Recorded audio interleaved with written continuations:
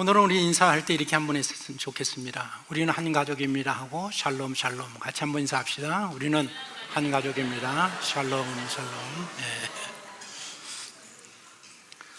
우리 찬양 인도자도 찬양 인도하기 전에 샬롬으로 인사했는데, 유대 민족은 인사할 때 샬롬 샬롬 이렇게 인사한다고 합니다.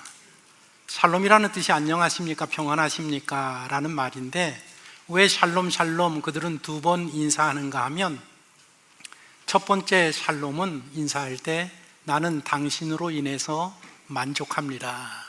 두 번째 샬롬은 당신도 제게 만족을 줍니다. 그래서 두 번 한다고 합니다. 그러니까 그 샬롬이라는 히브리어에 많은 의미가 담겨져 있는데, 그 중에 하나가 뭔가 하면, 풍선에다가 바람을 쭉 불면 풍선이 점점 커지지 않습니까? 그래서 막 터지기 직전의 풍선을, 그 상태를 샬롬이라고 이야기한다는 겁니다. 그러니까 전혀 부족함이 없는 아주 최고로 만족하는 거, 0.1%에도 부족함이 없는 그 상태를 샬롬이라고 뜻한다는 겁니다.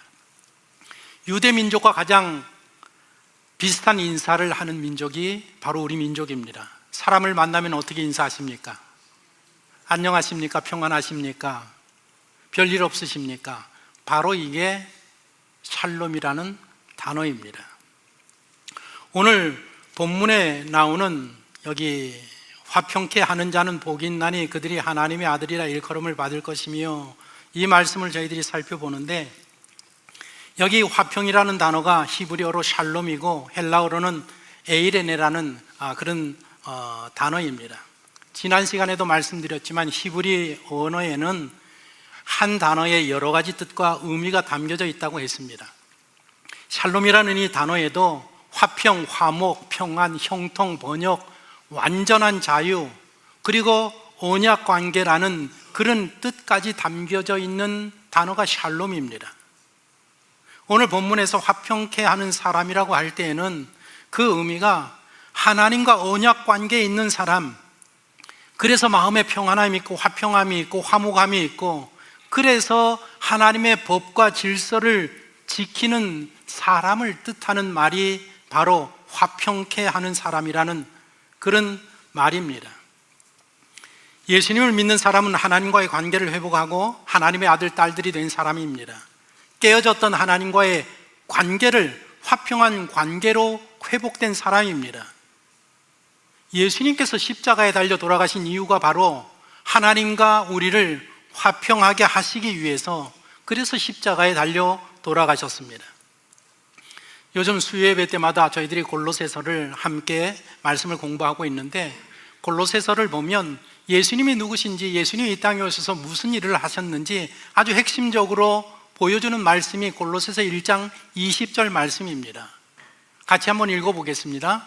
그의 십자가의 피로 화평을 이루사 만물 곧 땅에 있는 것들이나 그로 말미암아 자기와 화목하게 되기를 기뻐하심이라. 예수님이 누구시냐, 예수님이 하신 일이 무엇인가 하면, 이 땅에 오셔서 십자가에 달려서 피를 흘리고 돌아가심으로 말미암아 하나님과 깨어졌던 사람들과의 관계를 화평한 관계, 화목한 관계를 이루신 그 일을 하신 분이 바로 예수님이시라는 것입니다. 예수님의 구속 사역이 화목의 사역이었고 화평케 하는 사역이었었습니다. 하나님과 우리의 관계를 회복시켜 주시기 위해서 십자가에서 대속의 죽음을 죽으심으로 말미암아 우리 하나님을 믿는 백성들, 예수님을 구주로 영접한 모든 백성들이 하나님의 자녀, 하나님의 아들, 딸들이 되었습니다. 하나님과 화목한 사람, 하나님과 화평케 된 신분을 갖추게 되었습니다. 그래서 이렇게 하나님과 화평케 된 사람은 세상에 나아가서 아직까지 하나님을 알지 못하고 하나님과 그 관계를 회복하지 못하는 사람들에게 복음을 전해서, 전도해서 그들로 하여금 하나님과 화평을 누릴 수 있게 하는 그 사명을 받은 사람들이 바로 예수 믿는 우리 성도들인 것입니다. 최초의 사람 아담을 보십시오. 아담이 범죄하기까지는 이 인류가 평화로운 세상이었었습니다. 그 그 평화로운 세상에 살면서 사랑으로 네가 이 만물을 통치하고 만물을 누리고 만물을 다스리라는 그 복을 사람에게 주셨습니다. 그러나 죄를 범하는 순간에 아담이 죄의 바이러스에 감염이 되었고, 아담뿐만 아니라 하나님이 창조하신 온 인류가 죄의 바이러스에 감염이 되고 말았습니다. 그때부터 사람들 마음 가운데 평안이 사라졌고 세상 만물 가운데도 평안함이 사라지고 말았습니다. 평화가 있어야 될 곳에 미움과 다툼과 분열과 전쟁과 싸움이 자리를 잡게 되었습니다. 그래서 성경은 말하기를 의인은 없나니 하나도 없으며 만물보다 거짓되고 심히 부패한 것이 사람의 마음이라고 했고, 악인에게는 평강이 없도다라고 했습니다. 평화롭고 아름답던 세상이 죄악으로 가득한, 싸움으로 가득한 세상으로 전락하고 말았습니다. 1914년에 1차 세계대전쟁이 일어나서 1918년에 끝났습니다. 1차 대전을 거치면서 사람들이 이렇게 인류가 이러면 안 되겠다, 우리 서로 화목하고 화평하고 평화 가운데 살아야 되겠다, 그 방법을 모색하고 추구했습니다. 그러나 1940년대에 또다시 2차 세계대전이 발발했습니다. 2차 대전은 1차 대전과 비교할 수 없는 비참함을 우리 인류가 겪었습니다. 2차 대전을 치르면서 인류는 더 강력한 평화를 모색하기 시작을 했습니다. 2차 대전 후에 유럽에서 사람들에게 물어봤습니다. 인류에서 가장 필요한 것이 무엇이라고 생각합니까? 사람들이 한결 같이 평화라고 답했습니다. 사람들의 염원과 뜻에 따라서 유엔이라는 평화기구를 창설을 했고 안전보장 이 사회를 만들었습니다. 노벨 평화상도 만들었습니다. 그래서 이 세상에 평화가 정착이 되었습니까? 오늘날 인류는 다시 제3차 세계대전으로 치닫고 있는 중입니다. 많은 사람들이 3차 대전이 일어날 것으로 예측을 하고 있습니다. 우크라이나 전쟁이 멈추지 않습니다. 이스라엘 전쟁이 멈추지 않고 있습니다. 남북한의 관계가 점점 냉전으로 치달아서 서로 무기를 지금 만들어내는 데에 전념을 다하고 있습니다. 이런 상황 가운데에 우리가 지금 살고 있습니다. 그뿐입니까? 인류를 보십시오. 하나님이 허락하신 자연이 사람들과 전쟁을 치르고 있습니다. 지구가 자기가 남겠다고 지금 발버둥 치고 있는 것을 여러분들 느끼지 않습니까? 세계 각국에서 2100년도까지 이 지구의 온도가, 기후가 2.8도에서 3.2도 이 정도 오를 것으로 보고 있고, 최악의 경우에는 4.4도에서 5.7도까지 상승할 것으로 모든 나라들이 지금 그렇게 예측하고 있습니다.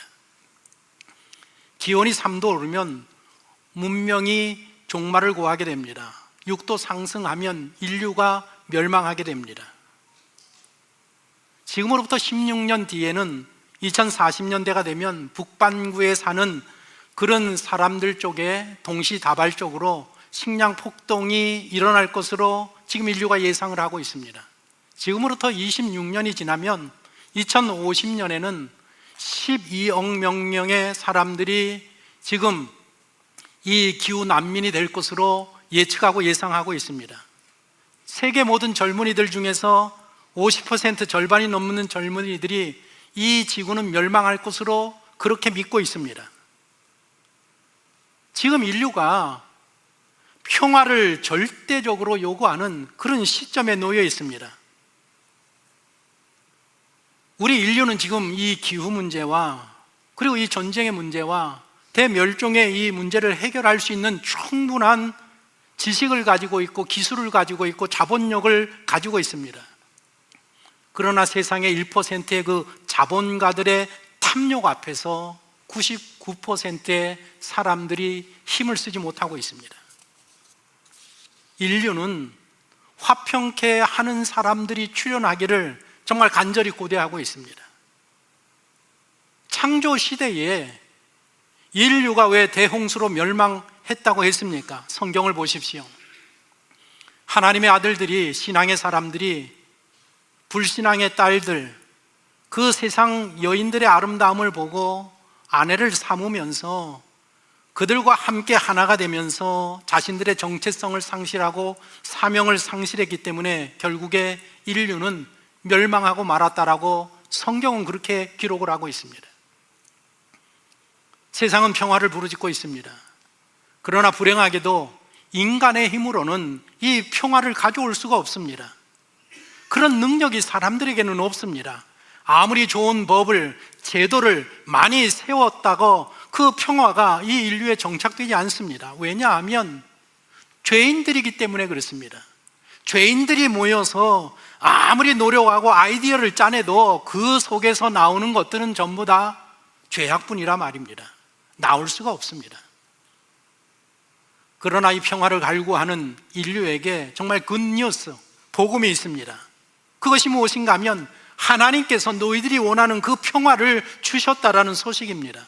하나님께서는 예수 그리스도의 대속의 죽음을 통해서 화평을 이미 선언하시고 이루셨다라는 것입니다. 누구든지 예수 그리스도를 믿으면 깨어졌던 하나님과의 관계를 회복하고 그 마음에 평안함을 얻고 그 마음 가운데 평화가 충만한 그런 존재가 되고 그들이 가는 곳마다 세상이 평화로운 세상으로 변화될 수 있다라고 하나님은 선언하시고 예수 믿는 모든 성도들 사람들에게 그 마음의 평안함과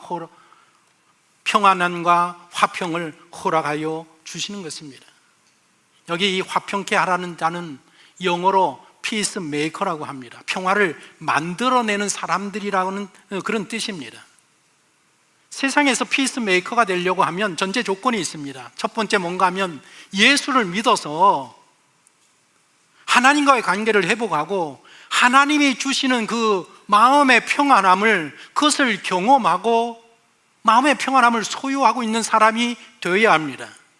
그리고 두 번째로는 그런 마음의 평안함을 나 혼자 갖고 있는 게 아니라 아직까지도 그 마음의 평안함을 갖지 못하고 살아가는 사람들에게 가서 예수님을 믿으십시오, 하나님을 믿으십시오, 신앙생활 하시면 당신의 평안함, 마음의 평안함과 인생의 변화가 일어날 것입니다 라고 전도하는 것입니다.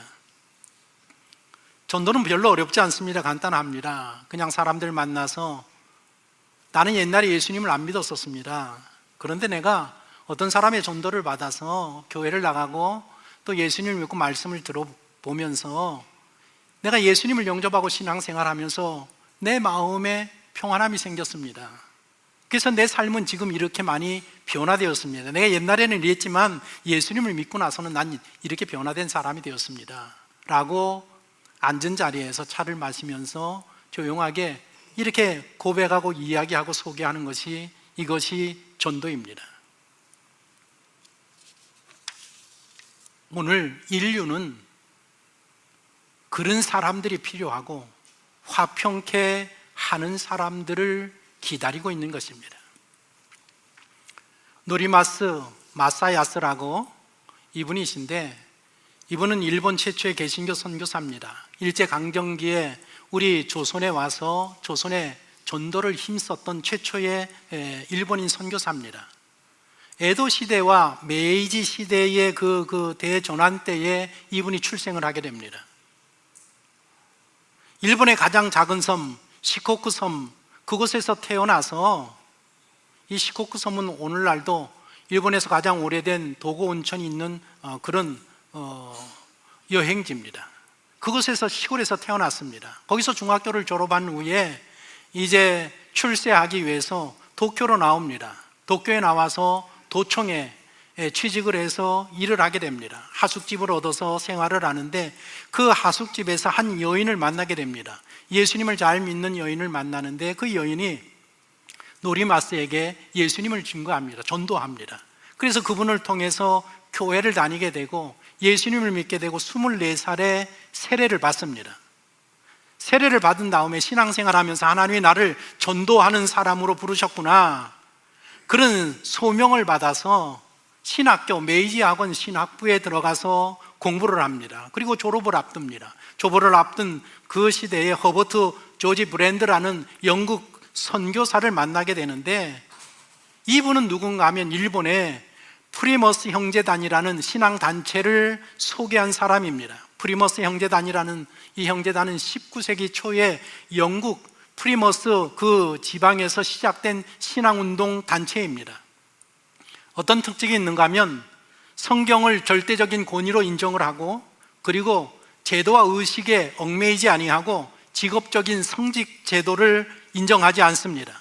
그래서 목사가 없습니다. 서로 형제라고 부르면서 서로 사랑하는 삶을 공유하면서 전도에만 전념하는 단체가 프리머스 형제단입니다. 우리가 너무나도 잘 아는 기도로 수천 명의 고아들을 돌봤다라는 조지 물러라는 사람이 바로 이 단체에 소속되어 있던 그런 선교사입니다. 이 프리머스 형제단에 이 노리마스가 이제 소속되면서 다니던 신학교를 중퇴하고 이제 일본 각지를 다니면서 전도 활동을 하게 됩니다. 이 노리마스가 지금으로부터 124년 전에 1896년에 혼자 조선으로 건너옵니다. 이것이 일본인에 의한 해외 선교의 첫 발걸음이었습니다.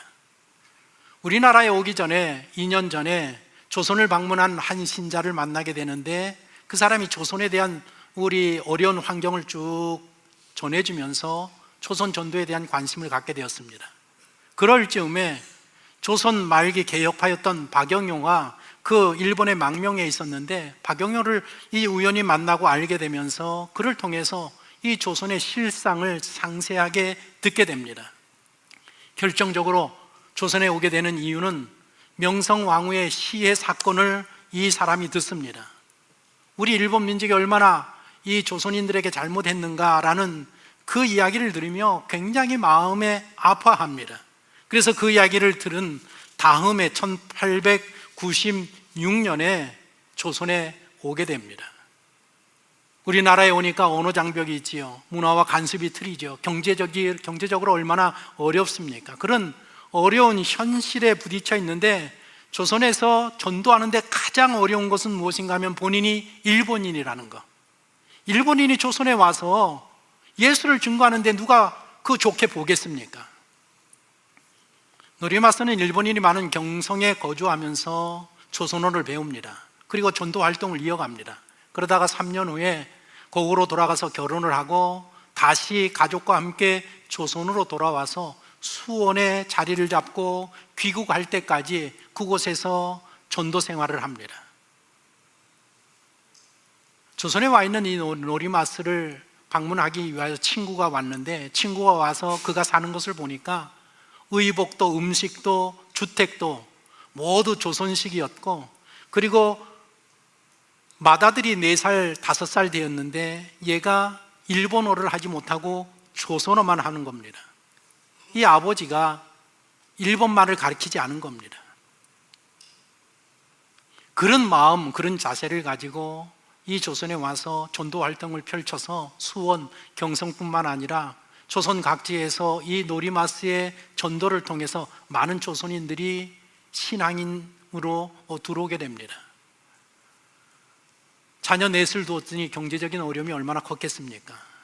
먹을 것이 없습니다. 아주 빈곤했습니다. 그래서 그냥 매일매일 콩비지를 얻어서 배고픔 가운데에서 생활하면서 하나님의 사랑을 화평케 하는 그 사역을 감당하게 됩니다. 그러다가 너무 어려워서 결혼 9년 만에 아내가 그냥 세상을 먼저 뜨고 맙니다. 얼마나 어려웠겠습니까? 그는 물론 재혼을 했지만 1910년도에 이 조선을 일본이 강제 병합을 하고 총독부가 설치가 되면서 이 조선에 대한 압박을 대대적으로 가하게 됩니다. 바로 그때에 수원에다가 노리마스가 교회를 세워서 교회를 건축해서 그곳에서 많은 전도 활동을 펼치다가 4년 후에 너무 이 건강의 악화로 인해서 일본으로 귀국하게 됩니다. 귀국할 때에 그때의 그 이야기를 보면 전도받은 조선인들이 그의 사랑에 얼마나 감복했는지, 그가 돌아가는 역까지 배웅하면서 그가 돌아갈 때에 많은 조선인들이 눈물로 이별을 했다라는 것입니다. 1914년도에 돌아갔는데 1919년 3월 1일 3.1운동이 일어나지 않습니까? 3.1운동은 우리가 잘 알다시피 그 중심에 기독교인들이 있습니다. 독립선언서에 서명한 사람들 중에 절반에 가까운 사람들이 다 기독교인들이었었습니다. 얼마나 많은 기독교인들이 수감되었고 고문을 당하고 죽임을 당했는지 모릅니다. 이때 노리마스가 일본에서 다시 내가 몸이 아프지만 조선에 가야 되겠다. 그래서 조선으로 건너와서 오늘날 서울 경성과 수원을 오가면서 활동을 합니다. 어떻게 전도하느냐? 내 칼을 도로 칼집에 꽂으라고 하지 않았습니까? 그러니까 칼을 칼집에 꽂고 예수님을 믿어야 되고 예수님을 의지해야 됩니다. 한결같은 사랑으로 그렇게 열심히 병든 몸을 가지고 전도 사역을 감당합니다. 그러다가 1921년에 하나님의 부르심을 받습니다. 그러니까 한국에서 25년간 선교 활동, 전도 활동을 펼쳤던 것입니다. 마지막 죽는 순간에도 조선을 염려하면서 조선의 사람들을 사랑하면서 자기가 죽으면 조선 땅에 뼈를 묻어달라 유언을 해서 그의 형제들이 조선에 건너와서 그의 유골을 수원에 있는 그 전처의 본부인의 공동묘지에 같이 합장을 해 주었다라는 것입니다. 한국 성도들이 이 노리마스의 이 헌신을 기억하면서 저 기념비를 세운 것이 아직까지 전해지고 있습니다. 원래 그 수원의 공동묘지에 있었는데 수원 공동묘지에 요양원이 들어서면서 개척한 수원 동신교회 마당으로 저 기념비를 옮기고 그 유해들을 옮겨서 오늘날까지 수원 동신교회 가면 이분의 묘지와 기념비를 볼 수가 있습니다. 언더우드나 아펜셀러 같은 서구 사람들이 와서 헌신한 이야기들은 역사 속에 많이 남아있지만 일본인들 가운데에서도 우리나라를 위해서 사랑하고 고안을 하고 전도하고 선교한 많은 사람들이 있는데 그 사람들에 대한 이야기는 묻혀 있습니다. 오늘 이 노리마스라는 사람이 오늘 우리가 함께 살펴보는 화평케 하는 사람은 복이 있나니 이 사역을 정말 그리스도의 사랑을 품고 오늘 우리 조선에 와서 그 사역을 감당했던 사람이라는 것입니다. 하나님은 평강의 하나님이시고 예수님은 평강의 왕이라고 하셨습니다. 하나님이 평화의 창시자이고 조성자이시고 근원자이십니다. 평화라는 것은 하나님이 은혜로 선물로 주실 수 있는 것이지 사람들이 노력해서 스스로 만들어낼 수 있는 것이 아닙니다. 여러분들이 아무리 노력해서 가정에서 정말 참된 만족한 평안을 누리려고 노력을 해도 그것이 인간의 노력으로는 되지 않는다라는 것입니다. 하나님이 개입하셔서 하나님이 은혜 베풀어 주시지 않는 이상은 그 화목과 평안함을 소유할 수 없다라는 것입니다. 여러분들은 그렇게 거룩한 사람이 아닙니다. 평안할 만큼 그렇게 훌륭한 사람이 아니라는 거 우리가 잘 알고 있지 않습니까? 구약 성경을 보면 하나님이 선물로 허락하여 주시는 이 진리를 나타내는 것이 구약에 있는 희생 제사 가운데 화목 제사입니다. 이스라엘 백성들이 드리는 희생 제사는 5가지가 있었는데 그 중에 하나가 화목제입니다. 화목 제사는 하나님과 사람이 어떻게 화목할 수 있느냐, 화평케 할 수 있느냐, 그리고 화목 가운데 살 수 있느냐를 보여주는 제사가 화목제입니다. 그래서 화목제는 다른 제사와 많이 다릅니다. 다른 4가지 제사들은 하나님 앞에 예를 들면 소를 잡아서 하나님 앞에 제사로 드리면 그 잡은 소를 다 그 번제단에 올려놓고 완전히 다 태워서 하나님 앞에 드리는 겁니다. 그러나 이 화목제는 그렇게 드리지 않습니다. 소를 잡으면 제일 중요한 부위, 내장에 있는 기름을 다 떼어내고 콩팥, 심장 이런 정말 중요한 부위만 다 걷어내서 그 번제단에가 태워다가 하나님 앞에 올려드리는 것입니다. 나머지 고기는 어떻게 하느냐? 나머지 고기는 가슴 부위는, 그리고 오른쪽 뒷다리는 그 제사를 진행하는 제사장에게 선물로 드리는 것이고, 남은 모든 부위들은 집으로 가져가서 성전 앞 마당에서 자기와 가족과 친구들과 이웃들을 다 모아놓고 자기 동네 레위인을 불러서 다 같이 잔치를 벌이면서 먹게 되는 것이 바로 이게 화목제의 특징입니다. 다른 제사의 제물은 먹을 수가 없습니다. 근데 유일하게 화목제의 제물은 사람들과 함께 나누면서 먹게 되어 있습니다. 어떤 의미인가 하면, 하나님께서는 화목제물의 가장 중요한 그 기름 부분, 그 콩팥 부분, 심장 이런 부분들, 이런 부분들을 하나님 앞에 드리면 하나님이 그 제물을 다 받으셨다. 그래, 네가 나한테 다 준 것으로 내가 인정한다. 오늘 우리가 헌금을 하나님 앞에 드렸습니다. 헌금이라는 이유는 무엇인가 하면, 하나님, 지난 한 주간도 하나님이 이거 다 나에게 주셨습니다. 그런데 하나님이 다 내 것이라고 요구하는 게 아니라, 그 중에서 내가 마음과 정성을 담아서 내가 하나님 감사한 마음으로 이것을 드립니다. 그러면 그 일부분만 받고 하나님이 너의 모든 것을 드린 것으로 내가 다 받는다라고 기쁘게 받으시는 것이, 그래서 이게 헌금입니다. 헌금을 많이 드리고 적게 드리는 게 중요한 게 아니고 어떤 마음 자세를 가지고 드리느냐, 그게 중요하다 말입니다. 지금 화목제물을 그렇게 드리면 하나님께서 다 받은 것으로 받으시고, 그 대신 이 나머지는 가서 친구들하고 나눠 먹어라, 사랑하는 사람하고 나눠 먹어라, 내가 너에게 마음의 평안함을 주고 화목을 주고 화평을 주노라, 그런 의미가 담겨져 있는 제사가 화목제사입니다. 그래서 화목제사를 드릴 때는, 다른 번제물을 드릴 때는 수컷으로 드려야 되는데, 화목제물은 하나님이 암컷 수컷을 따지지 않습니다.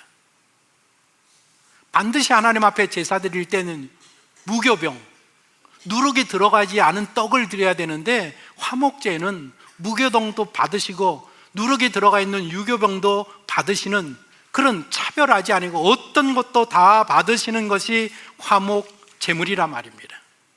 화목제사는 예수님께서 우리를 대신해서 십자가의 대속의 죽음을 죽으시고 화목제물이 되시고 우리를 화평케 하셔서 예수 그리스도를 믿는 모든 영혼들을 구원하시고 그들의 마음에 평안함을 오시고 그들의 가정을 화평케 하셨다라는 의미, 그림자, 상징이 바로 많은 제사들 가운데 화목제사가 보여주는 의미인 것입니다. 오늘날 이 세상은 평화를 갈급해하고 있습니다. 좀 제발 전쟁이 좀 멈춰졌으면, 제발 우리 집에서 이 싸움이 멈춰졌으면. 그래서 원래 하나님이 창조하셨던 그 에덴 동산으로 이 인류가 돌아갔으면 오늘 모든 사람들이, 모든 피조물이 그 날을 고대하고 있습니다. 그런데 주님께서 말씀하시기를, 그 날로 되돌이킬 수 있는 사람은 하나님의 자녀들 뿐이다, 하나님의 아들 뿐이다. 왜냐하면 그들이 먼저 하나님과 화평한 자가 되었기 때문에. 그래서 이 세상에서 화평을 선사하고 평화를 선사하고 평안과 화목을 선물로 줄 수 있는 사람은 유일하게 그 영혼이 구원받은 하나님의 백성들, 하나님의 자녀들 뿐이라는 것입니다. 오늘 제가 말씀을 준비하면서 마무리를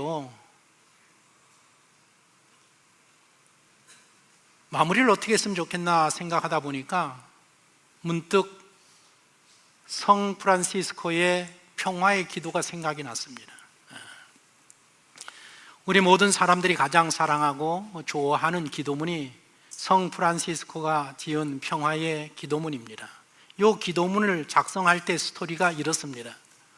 아주 추운 겨울날, 눈 내리는 겨울밤이었습니다. 이 프란치스코가 자기 방에서 불을 끄고 막 잠에 들려고 하는데 침대에 누웠는데 누가 문을 바깥에서 막 두드리는 겁니다. 얼마나 귀찮은지 모릅니다. 그래도 가서 문을 열어보니까 거기에 누가 있는가 하면 나병 환자가 서 있는 겁니다. 추위에 벌벌 떨면서 나병 환자가 서 있습니다. 무슨 일로 찾아오셨습니까? 죄송합니다. 저는 너무 추워서 막 온몸이 꽁꽁 얼어붙게 생겼습니다. 몸 좀 녹이고 가게 하시면 안 되겠습니까? 프란치스코 마음에 거절하고 싶지만 그래도 내가 하나님의 백성인데 그럴 수 있는가? 그래서 마지못해서 들어오십시오 하면서 그 머리와 어깨에 쌓인 눈들을 털어주면서 안으로 안내합니다. 자리에 앉았는데 살이 썩어가는 그 고름 냄새가, 그 악취가 진동을 합니다. 식사는 하셨습니까? 제가 벌써 사흘째 굶었습니다. 너무 배가 고픕니다. 그래서 이 프란시스코가 자기가 내일 아침 먹을 식사로 준비한 빵과 우유를 가져다가 내밉니다. 나병 환자가 얼마나 허겁지겁 먹는지, 그리고 이제 식사를 다 하고 몸이 녹았으니까 이제 떠나주기를 마음속으로 기다리는데, 이 나병 환자가 기침을 콜럭이면서 뭐라고 말하는가 하면, 선생님 지금 밖에 눈이 너무 많이 내려서 그리고 날씨가 너무 추워서 도저히 가기가 어려울 것 같습니다. 하룻밤만 좀 재워주시면 안 되겠습니까? 어떻게 하겠습니까? 노하고 싶지만 그럴 수가 없습니다. 예수 믿는 사람인데 할 수 없죠. 그러면 여기 오셔서 주무십시오. 하룻밤 주무십시오. 그러면서 자기가 혼자 자는 그 침대를 내주고 자기는 땅바닥에 누워서 잠을 잡니다. 속으로 얼마나 화가 나는지 모릅니다. 왜 안 그러겠습니까? 밤이 깊어져 갑니다. 날씨가 얼마나 추운지 모릅니다. 그랬더니 나병 환자가 또 뭐라고 하는가 하면, 선생님 죄송합니다. 제가 너무 추워서 잠을 못 자겠습니다. 죄송하지만 저하고 올라오셔서 같이 좀 누우셔서 좀 저를 좀 따뜻하게 해주시면 안 되겠습니까?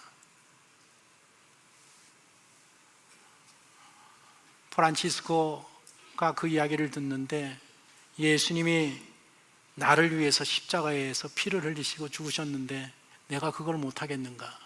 그래서 침대에 올라가서 그 냄새나는 사람을, 옷을 벗고 체온을 높이기 위해서 그 사람을 끌어안고, 그 냄새나는 그 사람을 끌어안고 잠을 자는 겁니다. 그 1인용 침대에 같이 자려니까 얼마나 불편했겠습니까? 고약한 냄새가 진동하는데 잠이 오지 않습니다. 그런데 자기도 모르는 사이에 깊은 잠에 빠지고 말았다는 겁니다. 그런데 꿈속에서 주님이 나타났습니다. 주님이 나타나서 환하게 웃으면서 주님이 하시는 말씀이, 프란시스코야, 나는 내가 사랑하는 예수다. 내가 나를 이렇게 극진히 대접하니 너는 하늘에서 상이 클 것이다. 아니, 주님이십니까? 저는 주님을 위해서 한 게 아무것도 없습니다. 드린 게 아무것도 없습니다. 그리고 깨어나니까 아침입니다. 꿈속에서 예수님을 만난 겁니다. 그런데 같이 침대에 있어야 될 그 나병 환자가 없습니다. 온데간데 없고, 그 고름 냄새가 그 침대에 배어 있어야 되는데 고름 냄새는 전혀 나지 아니하고 아주 향긋한 향기가 그냥 가득 그 침대에서 배어 오르는 그것을 느끼고 냄새를 맡게 됩니다. 어제 왔던 그 나병 환자가 예수님이시군요. 그것을 깨달으면서 자리에 무릎을 꿇고 엎드려 기도했다라는 것입니다. 왜냐하면 나병 환자가 찾아왔을 때에 그 불편했던 마음, 싫어했던 마음, 미워했던 마음, 그 마음을 하나님 앞에 회개하면서, 그러면서 자신같이 부족한 사람을 찾아오신 주님께 감사의 기도를 올리면서 기록한 것이 성 프란체스코의 평화의 기도문이라는 것입니다.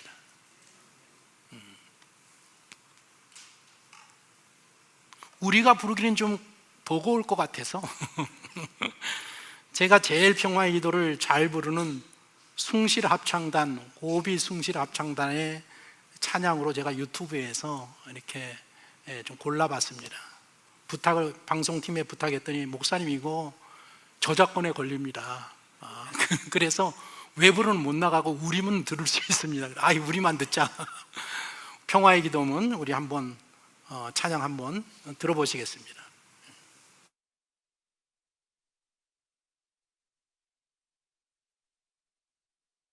하니까 우리 아내가 왜 배제고등학교를 안 하느냐, 제가 이제 배제고등학교 합창단에 있어가지고 늘 숭실하고 늘 경쟁 매년 붙었습니다.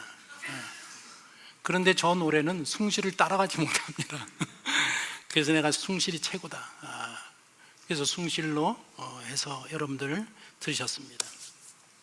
라이브로 들어야 되는데. 화평케 하는 자는 복이 있나니 그들이 하나님의 아들이라 일컬음을 받을 것이며.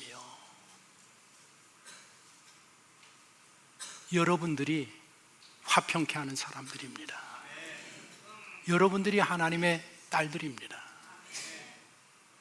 이 세상이 그렇게 갈급해하는 평안함과 화목과 화평을 이룰 수 있는 사람은 세상에서 누구밖에 없느냐? 바로 예수 그리스도를 믿는 여러분들 외에는 없는 것입니다. 이 한 주간 가정에서, 직장에서, 사회에서 마음에 들지 않아도, 분노가 일어나도 나는 하나님의 자녀고 나는 화평케 하는 사람이라는 그 말씀을 기억하면서 화평을 이루어가는 귀한 성도가 되시기를 예수님의 이름으로 축복합니다.